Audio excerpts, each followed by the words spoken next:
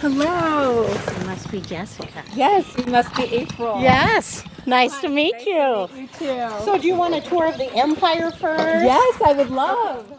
A few days ago, daily producer Jessica Chung traveled to Iowa to meet with a farmer.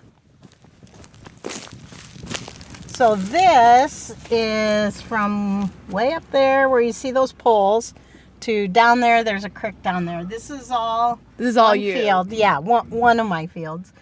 It was a cornfield last year, and then I will just go in and plant it in soybeans. And it's amazing to look at this now and then come back in August, and they'll be, if weather permitting, they'll be waist high. So. And what will the crop look like? Green, leafy, waves. Waves. Of green soybeans, yes. But for me here in Iowa, it's usually April is go time. That's planting season.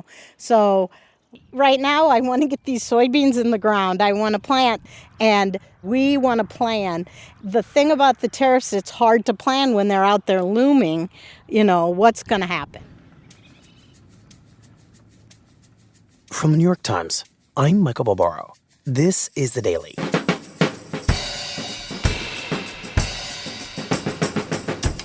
In the increasingly bitter trade war between the United States and China, perhaps nobody has more at stake than America's soybean farmers, whose crop has become the country's single biggest export to China. Today, I speak with an Iowa farmer who helped build the $13 billion market for U.S. soybeans in China about what the sky-high tariffs instigated by President Trump now means for her and tens of thousands of American farmers.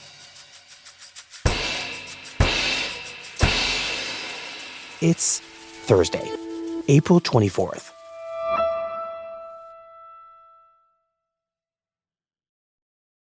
Hi, April. Hi, how are you? You're sitting in a closet? I'm standing in a closet. Wow, that's all you can afford up there at the New York Times, huh? Wow. Sorry. I decided to do this from home. Oh, okay. Speaking of backgrounds, are you in your kitchen? Yes. What is that stuff on the wall behind you? So it's pictures of where I've been and some of my personal travels and soybean travels. So. And anything from China on those walls? Yeah. Yeah, the terracotta soldiers and the Forbidden City is over there. Wow. Lots of good stuff. Well, are you feeling ready for this conversation? Let's rock and roll.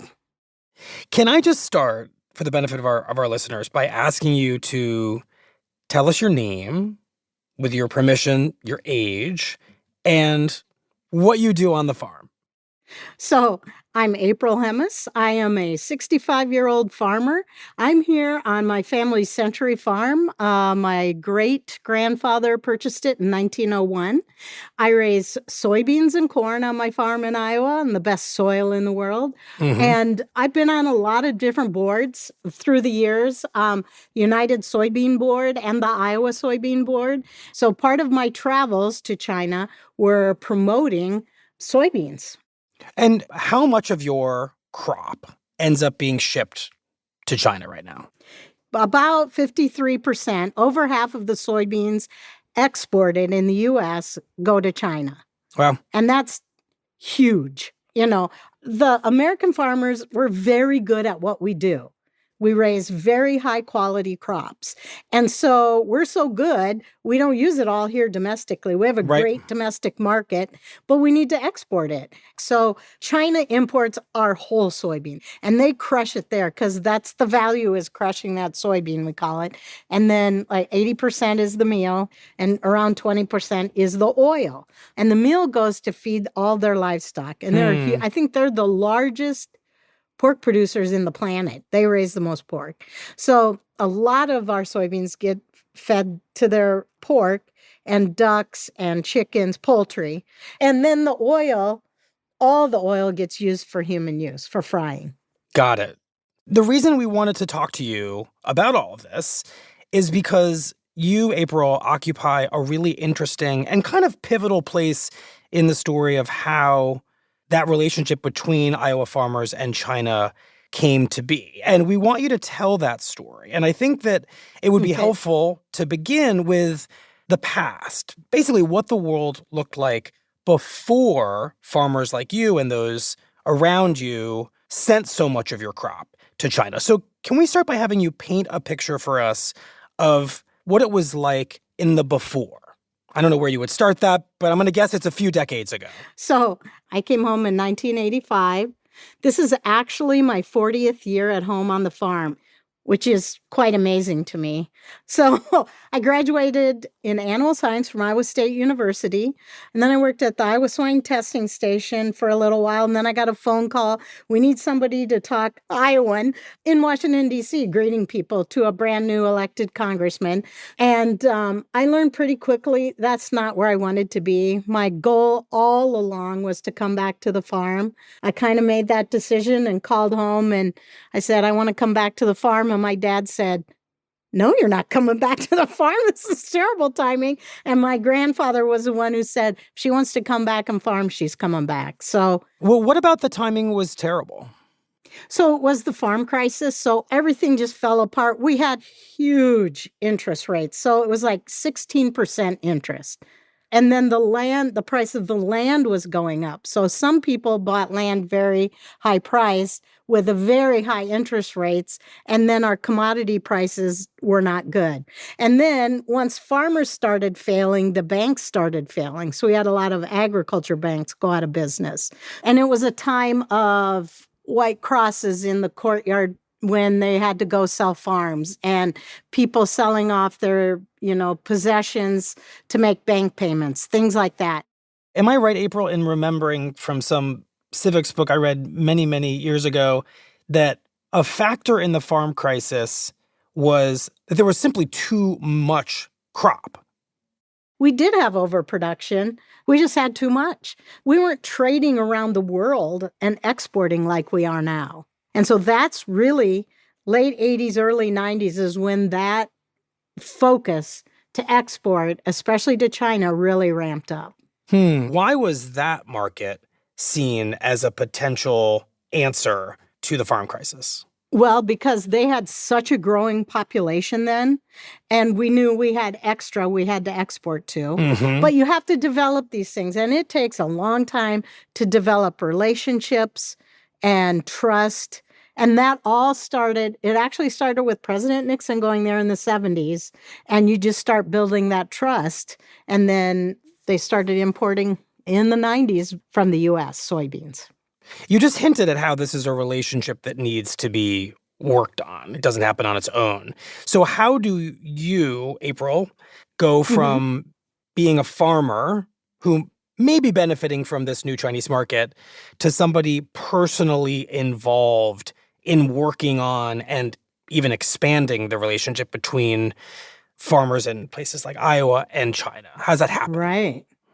Well, it happens on getting involved in your local boards or state boards, or in my case, national boards. So, let's zoom through the 90s into the 2000s. And through the Iowa Farm Bureau, I got to visit China for the first time on a market study tour. And it was a bunch of Iowa farmers. And what first struck us on our bus rides was the agriculture, of course, because we're farmers. And it's not just big, huge fields like we're used to here.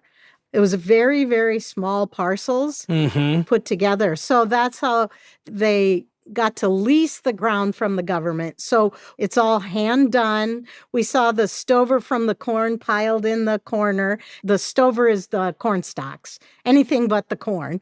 And they would use that to heat their houses. They were drying their wheat on the road. They had spread the wheat out on the road to dry it. So you're noticing some real limitations in how China farms. Yes, and one of the biggest ones, they took us to one of their show farms, and the interpreters always wanted to be by me and talk to me. And so they said, I can't imagine why. I know. April, is this just like your farm? Now, it's the same size as my farm, a 1,000-acre farm. There were like 400 landowners, let's say. They didn't own it, Wow. but right. And the Chinese are very good at showing you what they want you to see. There were like 24-row combines lined up, little tiny tractors, a bunch of those. And the interpreter said, "April, is this like your tractor?" And I said, "I don't mean to be disrespectful, but that is like the tractor I mow my lawn with." Wow. And it's like, I said, "No, what you're doing on this farm, I do by myself." So what happens after that initial market tour trip? So I was really glad I went on that. I assumed it was going to be the last time or only time I ever got there. But then fast forward to 2015, and I was appointed to the United Soybean Board by the Secretary of Ag. And so I was asked to go on a trip there to support soybeans. And that's where I met Honorable Mr. President Bien. And if you ever go to China, I hope you guys have a chance to, and you meet public officials. It's these huge rooms with the large murals in the background, and you're just in awe. And it's meant to be that way, I think, So I met with him, very cordial, and he... And just for those who may not understand, what is his role in the Chinese economy and government? Yeah, he was the president of the Commerce Department for Food and Natural Agriculture Products. So it's who we talked to when we went over there, because he was kind of the head of that Commerce Department. Guys, so you're kind of talking to the big cheese when it comes to soybeans. He was the dude. Yes, he was the man. So, we meet and you go into this big room. I'm not a negotiator for the government or anything. I was there to tell my story, talk about the high-quality soybeans. I just told him how I raised my crops. This is how I plant my soybeans. I keep my water quality high, how I harvested them, weed-free. And then afterwards, there's usually a supper or a dinner, and literally the big spinny table where you get to pick what you eat, the whole fish presented, or the whole duck, the Peking duck with the head on it and everything, and then they come out and serve you. It's quite grand when you have a state meal. But then they bring the soju out, and it's rocket fuel, basically. That's alcohol. And then you do toasts. And so, you go around, and the person that's hosting goes around to every single person and does a toast to them. And you say "Gambay," which means bottoms up, and then down it. And the higher the official, the better the booze, as we say. But I'm telling you.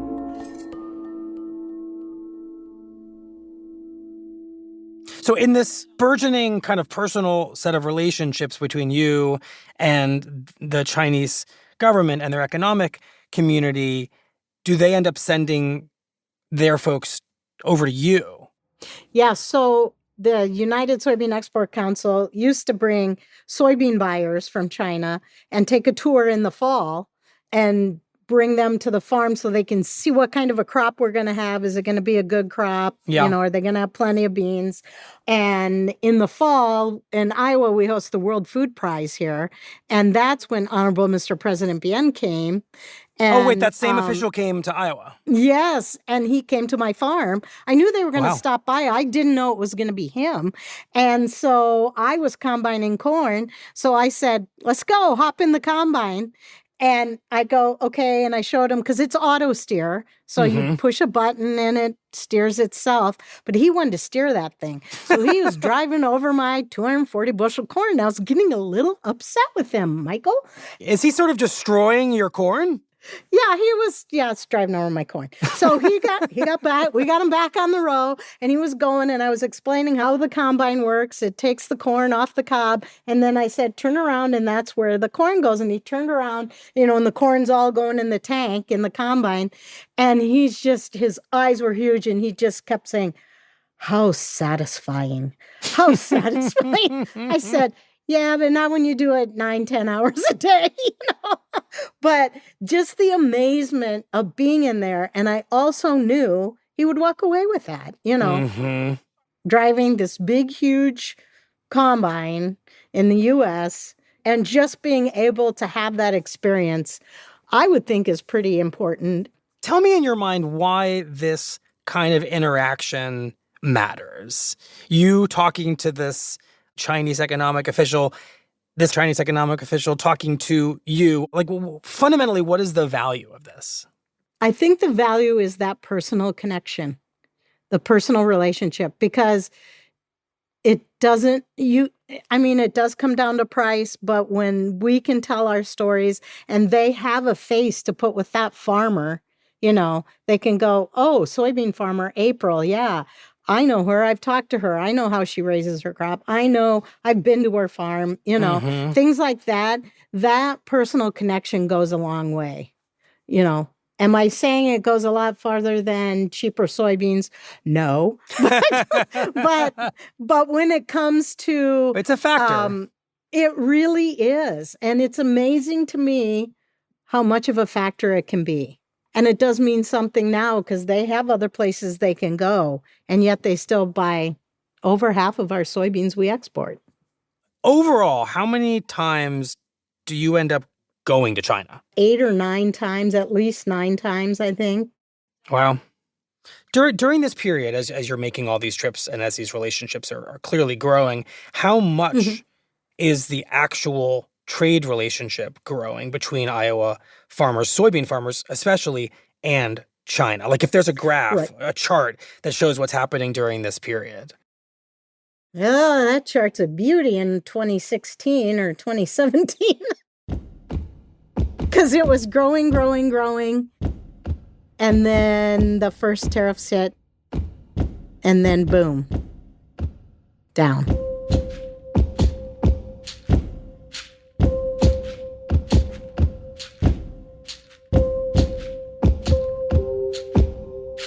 We'll be right back.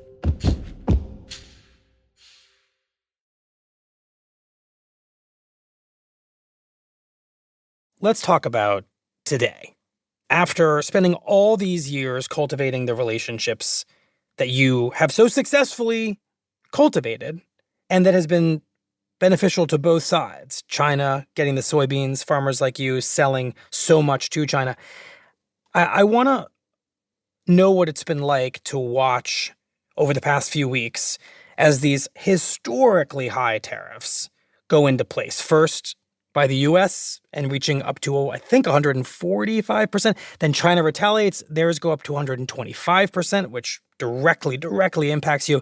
So what is the state of the relationship right now between the U.S. You mean today? Yeah, right now. What is this? What is the state of the trade relationship? You called Donald Trump up and you called the president up and asked him. So, so I'm sorry. Wasn't going to get political, but... well, since you raised it... Did you vote for this? I knew it was coming. Here it was. I never answer that question. It's private. I have been asked that question every single time I'm interviewed. And my answer is, it doesn't matter who I voted for. We have him for a president. And farmers tend not to look back. We like to look forward, And I just wish the instability of everything right now is probably what bothers me more than anything. I worry about what's the weather going to do? What are the markets going to do? What's going to do next for tariffs? But we need, especially in agriculture, quite honestly, in any industry, in order to plan, we need some kind of stability. Right. And this is not stability. Absolutely not. And not just in agriculture, but in the bond market, in the stock market, everywhere. So it's hard for businesses such as farming or any other business to plan when we don't know if we're going to have a market to go to, So I hope, let me put it this way. I hope at the end of the day, they get together sooner rather than later. And whether it's Xi and Trump or whoever, they get together and figure something out and say, let's start working on this. Because not doing anything isn't helping anyone. I'm curious if, since this all began over the past month or so, if you've been in touch with any of your contacts over in China, that secretary, for instance. Yeah, no, he retired several years ago. So I don't get to chat. I don't get to see Honorable Mr. President Bien anymore. And I haven't, I have seen a couple buyers that live in Iowa. You've seen some Chinese buyers in Iowa. Yeah, because they live in Iowa or at different events and things like that. And what do they say? They're the same way. They want that market there. They want to not worry about the unknown, and I think we all expected tariffs to come back, but not to the extent that they have been. And just in the past, I know the Chinese will dig in their heels, and I wonder how long the American public will dig in theirs. Well, let's talk about the American soybean farmer, you. Okay. And whether you dig in and how you dig in. What would it mean for you for tariffs on the scale that are in place and the retaliatory tariffs that are in place? What would it mean for you for those to remain in place for any meaningful stretch of time? Quite honestly, we don't know. Other farmers I've talked to are a wait and see. Let's wait and see. Some think they're going to go broke tomorrow. Here's what I do on my farm. I plan for the worst and hope for the best. And that's quite honestly what I did last year. I think more than anything, my inputs are going to rise, which they're already very high. And when you say inputs, you mean the things you need to do your farming? The seed, the chemicals, the fertilizer, the things I need to. So I spend hundreds of thousands of dollars, over $500,000 right now, to put the seed that isn't even in the ground yet, into production. And do the tariffs affect the prices of those? Oh, 100%. Yeah. Yes, they do. What would it mean if China stopped buying American soybeans? Our price would go down. There's no other answer to that. When they buy half of what we export, right? So it can do nothing but affect it. The reason I asked that question about what it would mean if China stopped buying American soybeans is that we don't know that it's entirely theoretical, right? Our own newspaper has reported that China is working on plans to replace U.S. farmers in this moment. Now, maybe that's just talk. Maybe that's a scare tactic. They've been saying that maybe for it's years, impossible. by the way. Since I've been going to China, they've been saying that. They talk about Brazil. They talk about Argentina. Yes. And yeah. Is that a real risk? Of course it is. And I'm not going to downplay that. And that's why we need these presidents talking, not just for agriculture's sake, but for everyone's sake, because whether we like it or China likes it, our economies need each other. Period, end of story. I don't know how we can do without each other. When you think about the amount of work that you and fellow farmers put into developing the relationship between the United States and China, all the trips, all the pitches, all the meals and the translators and the tractor rides. Yep. Do you think that the president of the United States understands how much all that took and how quickly something like this trade war can kind of undermine it? I don't know how to answer that because fortunately I'm not in the president's head. So I think it's hard for anyone outside of agriculture to understand the amount of work we put into that or how important we know it is to our business, And so that is how I look at it. I know how important it has been to many farmers I know and what we've worked for. And I also understand the inequity of this trade and how important that is to our president. So, I can see that. And I hear a lot of other people, talk about that. But I would hope that he would have considered that in his decision making along the way. I'm hearing you say that on some level, perhaps the one that doesn't acknowledge how you voted, and I respect that, you understand his protectionist instincts when it comes to trade, and you understand what he's up to. U.S. first. But yeah, you're in a unique position. You may appreciate what he's up to. You may even on some level support it, but personally, the cost of it. That's going to cause hurt. Yeah. And he understands it too, because he says it's going to hurt for a while. Stick with me. There's going to be pain. And so farmers know that. We're like, yeah, we know that. Yeah, we know We've been about the here before. pain, right? So been there, done that. It's like a school song we used to sing. Same song, second verse, a little bit louder and a little bit worse. And that's kind of what this feels like. What do you want the White House, the president, to understand right now, given where the trade war is and given the unique perspective you have about what it took to get to this place and how much this relationship between the U.S. and China means to soybean farmers? I guess what I want him to understand is, rather than the snap of a finger and shock the world, honestly, to understand it takes a lot more than that. And then backtracking. I don't think that did agriculture any good, to put it out there and then backtrack. So, yeah, I wish he would understand that all the time and effort that's gone into this, Which for you has been... Yeah, it's a long time. But I can't say I haven't enjoyed it. And I think it's been... I always get asked, why do you spend so much time on boards and doing this?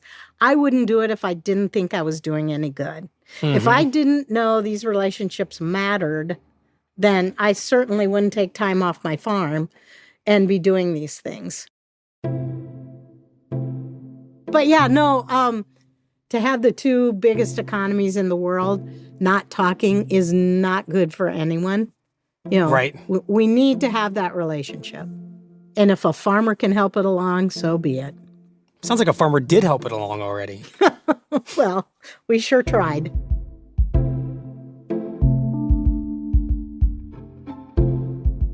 Well, April, I can't thank you enough for your time. Thank you very much. You're welcome. I enjoyed this more than I thought I would. We can do a podcast from my combine sometime. How's that would be really, really combine fun. Karaoke. Let's do it.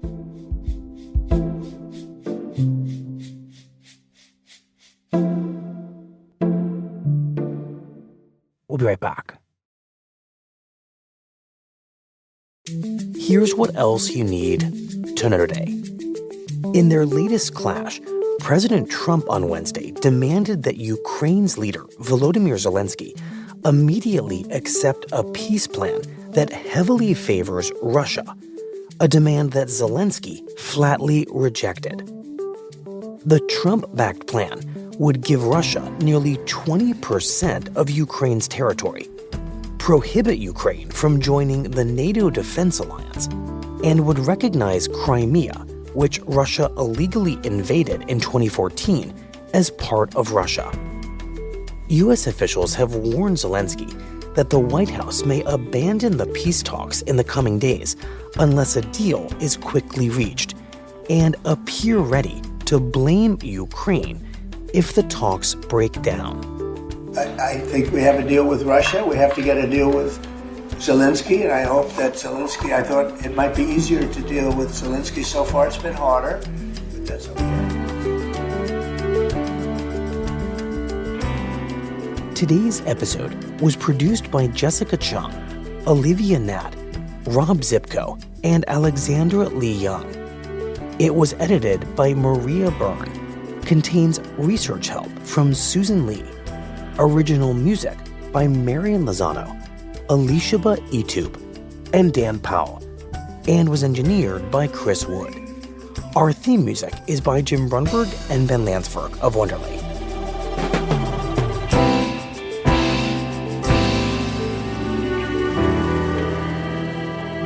That's it for the Daily. I'm Michael Barbaro. See you tomorrow.